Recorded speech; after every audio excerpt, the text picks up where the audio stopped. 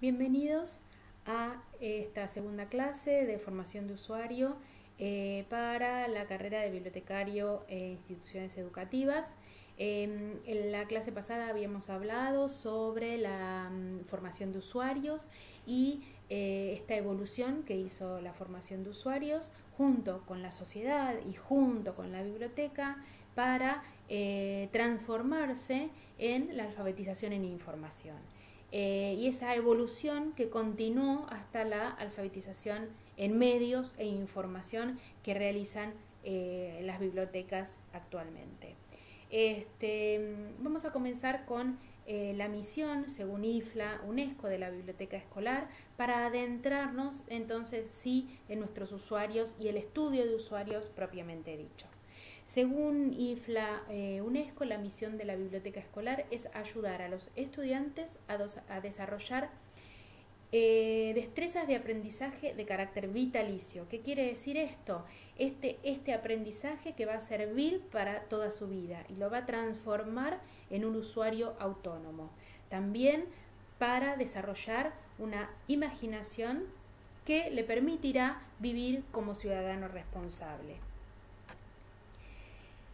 Según IFLA UNESCO también, la biblioteca debe redactar sus políticas. Estas políticas deben ser exhaustivas y no deben quedarse en el plano de lo teórico, sino que deben ser implementables. También pide que se trabaje en conjunto con todo el personal de la escuela, cosa que sabemos que es bastante difícil, pero el bibliotecario tiene que implementar las estrategias para poder hacerlo. También debe formar parte del currículum escolar y debe tener en cuenta las necesidades del docente para mejorar así el rendimiento tanto del alumno como del docente mismo. Bien, según IFLA UNESCO también, la formación de usuarios es la mejor forma de promocionar la biblioteca. Ellos dicen que nosotros debemos tener en cuenta las siguientes áreas de formación: el conocimiento sobre la biblioteca, cuál es su función, los tipos de servicio, cómo está organizada, etc. Y también las destrezas de búsqueda y el uso de información, ¿sí? Además de la motivación para el uso de la biblioteca. Pero antes de todo esto, nosotros antes de motivar a nuestro usuario, nosotros debemos conocerlo y debemos conocer qué es lo que necesita. Para eso vamos a recordar las clases de usuarios que teníamos, que lo habíamos visto en la clase pasada y además durante todo nuestro primer año.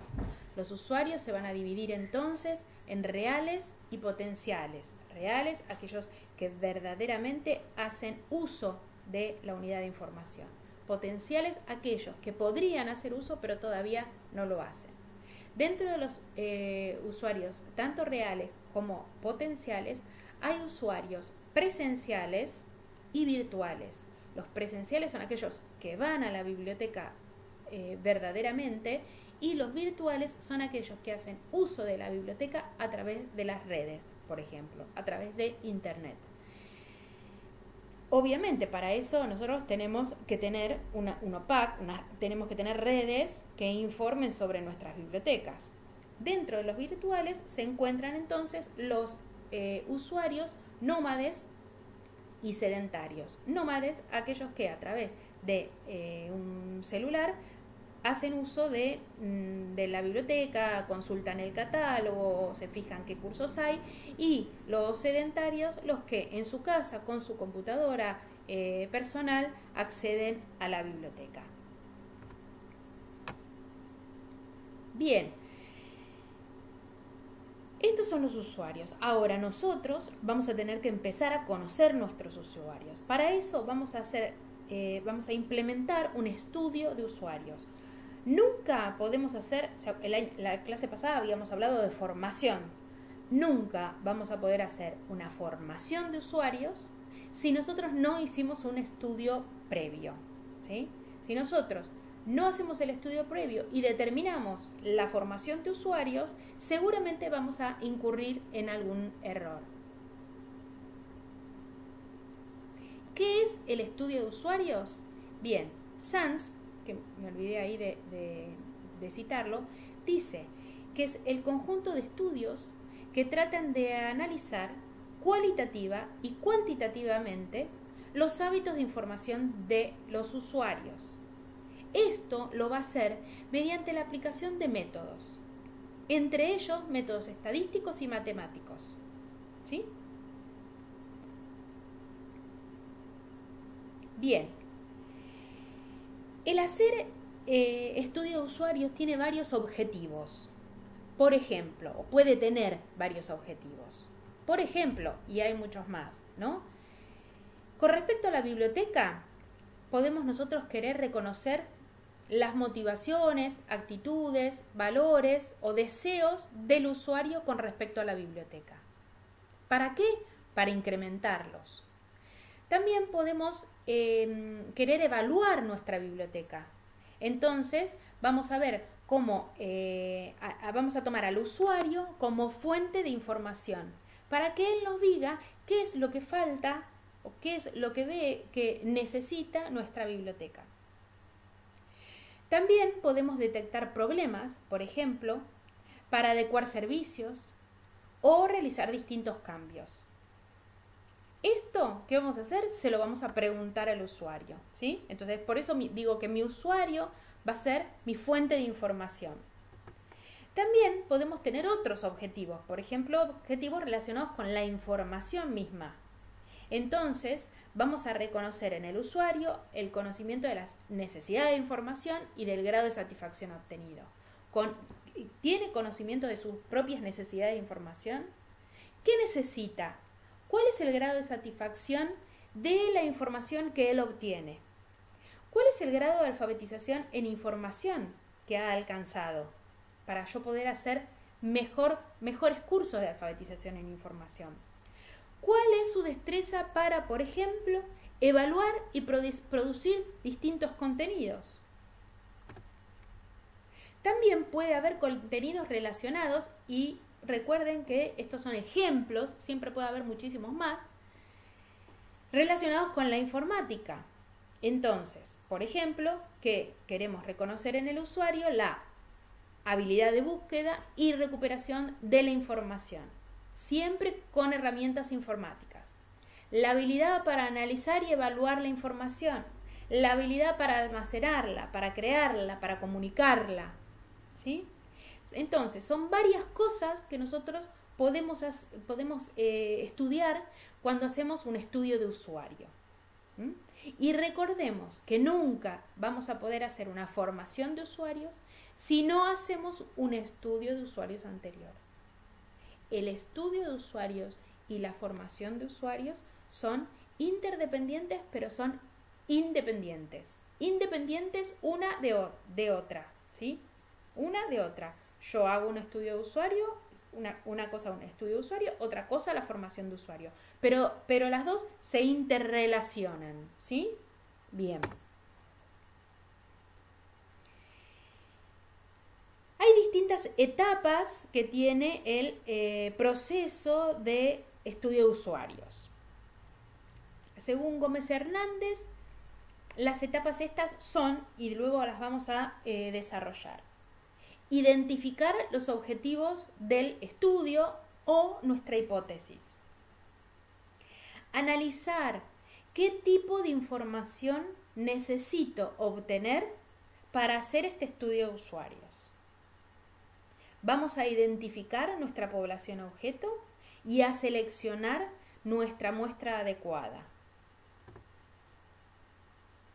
También vamos a diseñar un modelo de recogida de datos, ¿sí? que nosotros requiramos.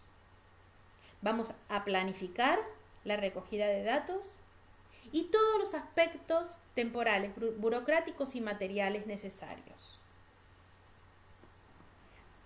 Antes de comenzar, vamos a hacer un estudio piloto. Estos estudios pilotos siempre se deben hacer y es para comprobar y corregir distintos problemas que pueden llegar a surgir en la obtención de la información. Vamos a obtener entonces la información luego de nuestro estudio piloto, analizamos los resultados, elaboramos un informe y este informe es el que va a permitir la adopción concreta de medidas. Es decir, este informe va a ser nuestro punto de partida para la formación de usuarios. Pero vamos a desarrollar cada uno de los puntos, porque ustedes lo que van a tener que hacer es hacer un estudio de usuario. Entonces, empecemos.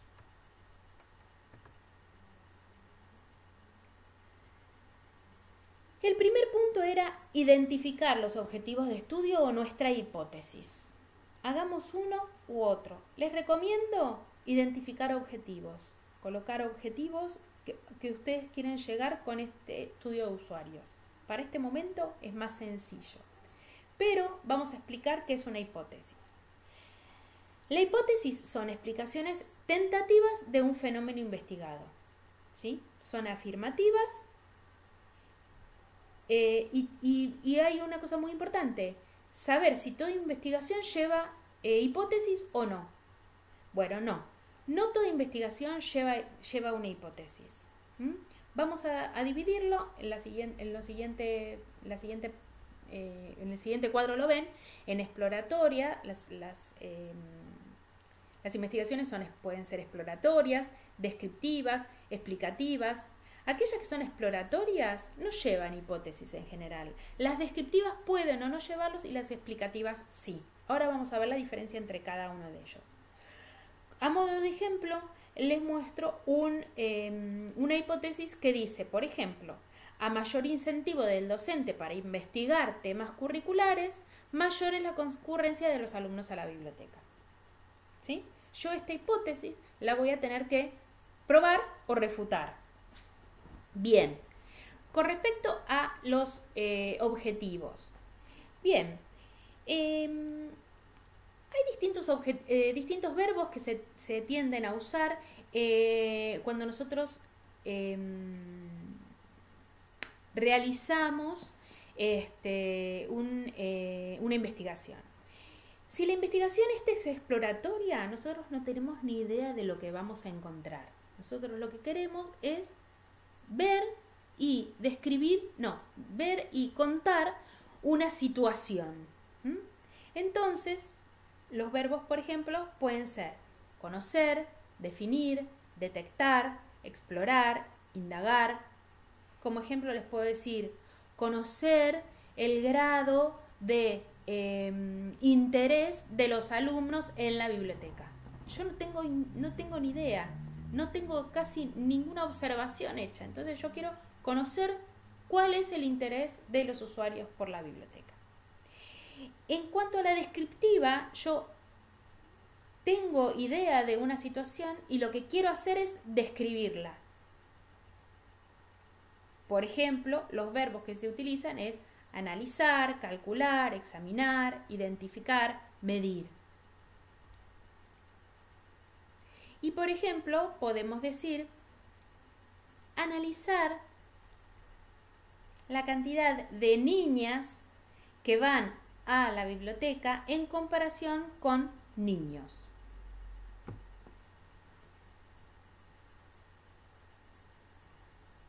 Calcular el porcentaje de alumnos de primer grado que concurren a la biblioteca en comparación con los alumnos de séptimo grado. ¿Sí? Porque yo ya vi que los alumnos de séptimo grado son muchos más que van que los alumnos de primer grado. Entonces, quiero calcular o analizar o examinar esto. Con respecto a la explicativa, yo quiero dar una explicación de algo. Entonces voy a comprobar o a demostrar o a establecer o a evaluar o a relacionar.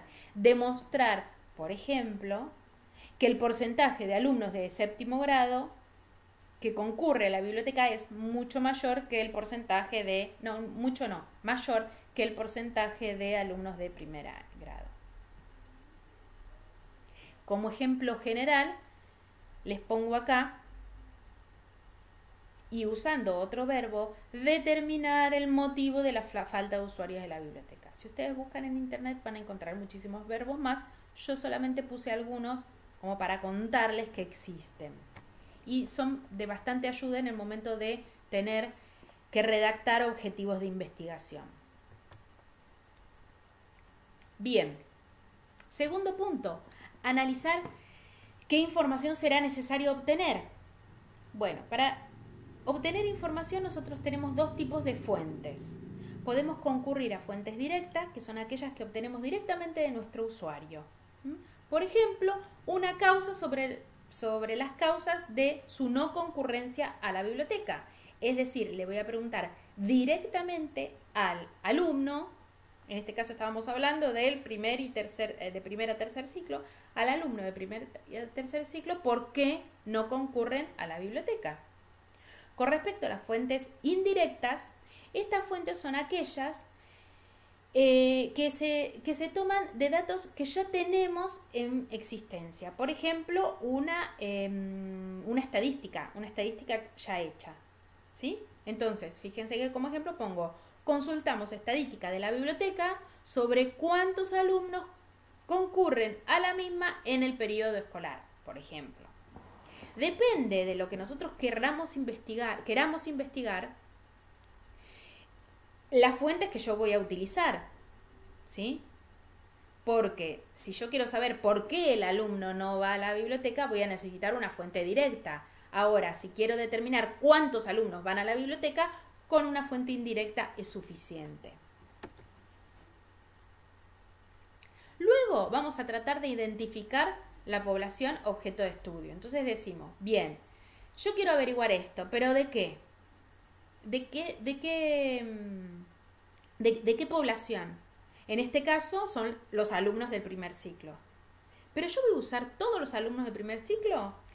Si son pocos, quizás sí. Si tenemos 10 alumnos en cada uno, en primero, segundo y tercer grado, sí, podría llegar a ser.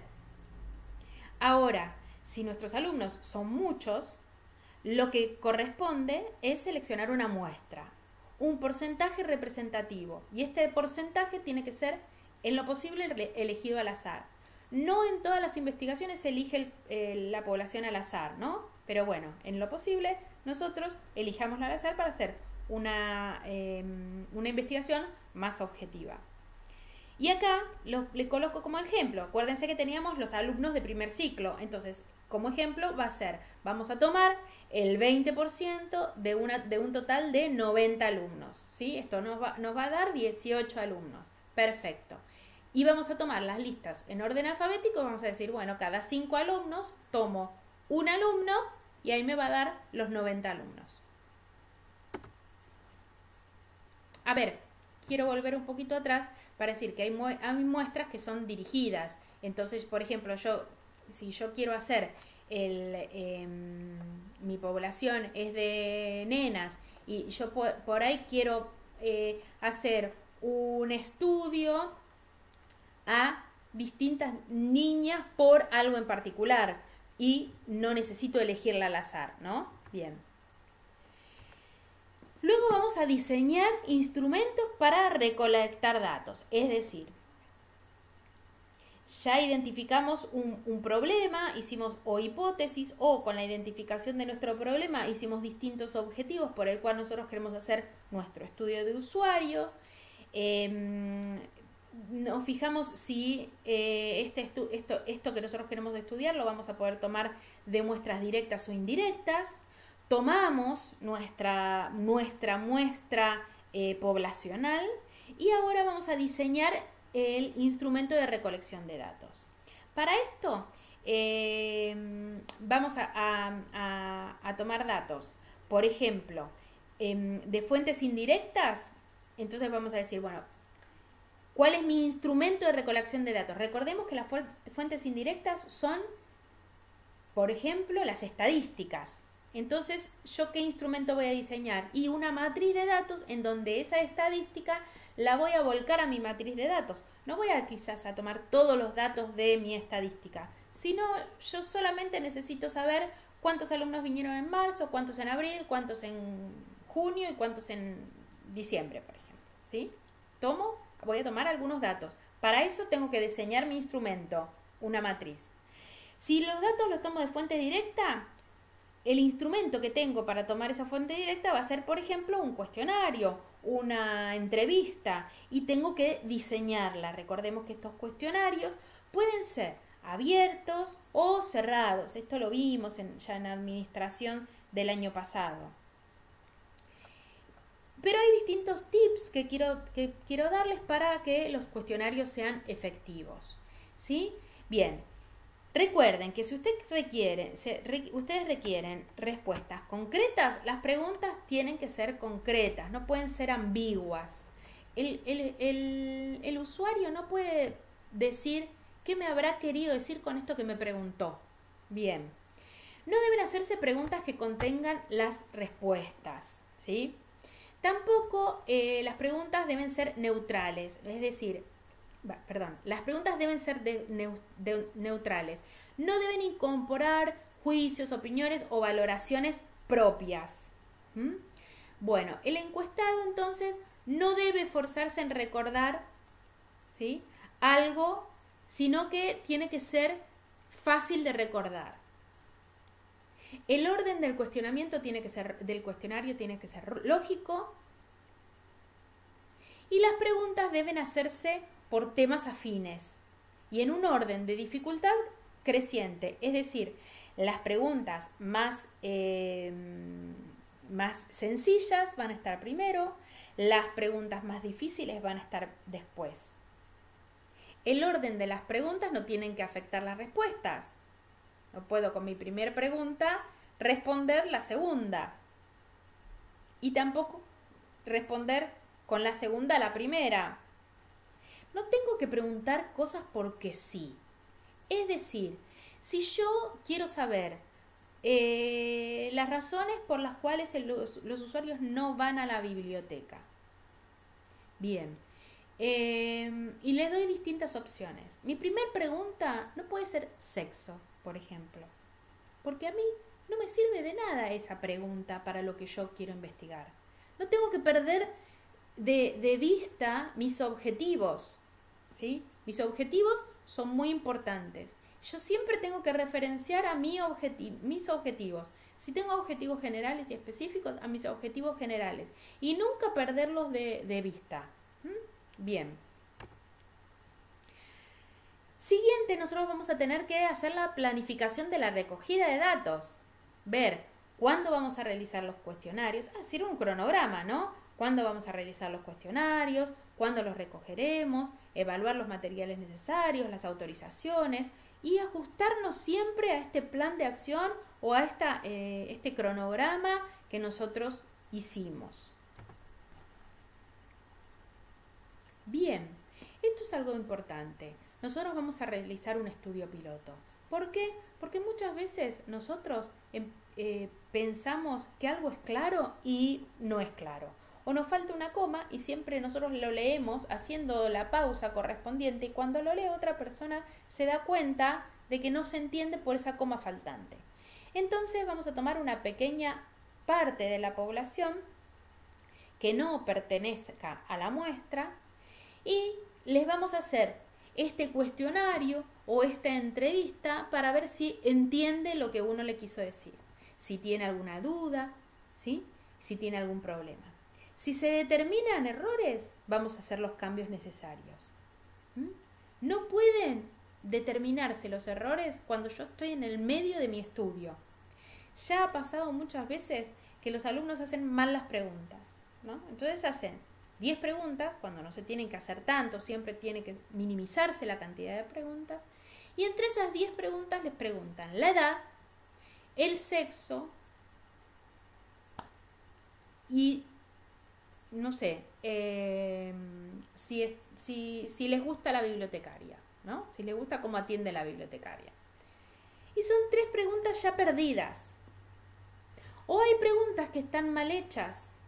Y esa también es una pregunta perdida. Entonces, nuestro estudio no va a servir para nuestros fines y nosotros no vamos a poder nuevamente hacer un cuestionario y a molestar a nuestros usuarios con otro cuestionario porque en el primero tuvimos errores. Entonces, el estudio piloto es importantísimo, ¿sí? Y nunca hacerlo con una sola persona, sino hacerlo con 2 o 3 para tener otras visiones. Por eso acá yo puse, si nosotros estamos y continuamos con el primer ciclo, vamos a tomar a un alumno de primero, un alumno de segundo y un alumno de tercero. Y también tratar de tomarlo al azar, porque si nosotros tomamos siempre los que vienen a la biblioteca, que nos quieran contestar que todo está lindo, o los más estudiosos, porque son los que podemos sacar sin que la maestra se enoje, por ejemplo, o no sé, bueno, siempre es mejor tomarlos al azar. Ok. Entonces luego vamos a obtener la información, y acá les pongo por fin. Vamos a repartir los cuestionarios después de haber hecho todo esto, vamos a realizar entrevistas y vamos a recogerlas en el plazo indicado para obtener información. Y acá les digo algo. Bueno, ahora estamos hablando de alumnos de primero, segundo y tercer grado. Seguramente les vamos a hacer entrevistas o les vamos a dar un cuestionario y vamos a esperar que nos lo respondan. Pero cuando las personas empiezan a ser más grandes o nuestro estudio de usuarios es para los docentes, nosotros estamos sirviendo tanto a los docentes como a los alumnos. Entonces, cuando nuestro estudio de usuarios es para los docentes, muchas veces les dejamos un cuestionario o les mandamos el cuestionario por un formulario de Google. Bien. Si nosotros no decimos cuándo lo vamos a recoger, lo más seguro es que cuando vayamos el cuestionario no esté hecho. Entonces, no sirve dejar un cuestionario y decir, cuando puedas, ¿me llenas este cuestionario? No, nosotros tenemos que dejar un cuestionario y decir, ¿vos me podrás llenar este cuestionario? Sí. Bueno, mañana a las 10 de la mañana paso a buscarlo, ¿sí? Esa es la forma de asegurarnos que nos contesten los cuestionarios, ¿sí? Dar otro plazo más, pero si nosotros no decimos una fecha concreta, estos plazos se van a extender. Y recordemos que nosotros vamos a tener a nuestro directivo que dar cuenta de lo que estamos haciendo. Entonces nosotros no podemos planificar un estudio de usuario pensando que este estudio de usuario nos toma 15 días y después estar 15 días corriendo a los docentes para ver si nos dan el cuestionario o corriendo a los alumnos para ver si trajeron el papelito de la casa que se lo habían olvidado.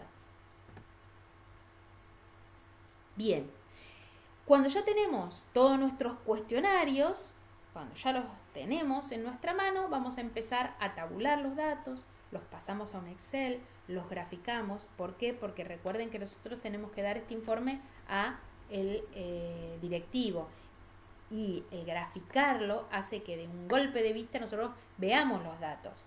También es necesario para nosotros, para no perdernos en en conclusiones que nosotros quizás hubiéramos a las cuales quizás hubiéramos pretendido llegar, ¿sí? Porque quizás esta hipótesis que nosotros planteamos no se cumple, ¿sí? Y nosotros, lamentablemente es así, vamos a tratar de manejar las cosas para que se cumpla, porque es nuestro instinto. Pensamos algo y queremos seguir en ese camino, y sin embargo no es lo que tenemos que hacer. Si la hipótesis se refuta, y a través de los resultados quizás podamos sacar otra cosa para hacer otro estudio de usuario, o podamos sacar un resultado concreto para hacer una formación de usuario distinta a la que teníamos pensada en un principio, ¿sí? Luego vamos a redactar nuestras conclusiones, y eso es muy importante, redactar nuestras conclusiones. Mientras redactamos nuestras conclusiones, vamos a evaluarnos. ¿Qué es lo que vamos a evaluar? Si esto lo hicimos bien, si cumplimos los plazos estipulados, si los usuarios nos respondieron bien, si nos respondieron en los plazos que nosotros habíamos calculado. Todo esto nosotros también lo tenemos que evaluar, porque nos va a servir para, cuando realicemos otro estudio de usuarios, calcular mejor nuestros tiempos, ¿sí? Y no cometer los mismos errores que nosotros estuvimos cometiendo ahora. Por último, vamos a elaborar un informe de la investigación. Esto entonces sí nos va, después de nuestras conclusiones, a hacer tomar medidas concretas para cambiar, para mejorar nuestra relación con los usuarios de la biblioteca. Será mi punto de partida para un proyecto, y este proyecto será un proyecto de formación de usuario, o de alfabetización en información, o de alfabetización mediática en información. ¿Sí? Bueno, pero de esto vamos a hablar la próxima clase. Así que en la próxima clase los espero. Recuerden entrar en el campus para ver los distintos trabajos de investigación y de infografía que vamos a hacer. Muchas gracias. Les dejo la biografía.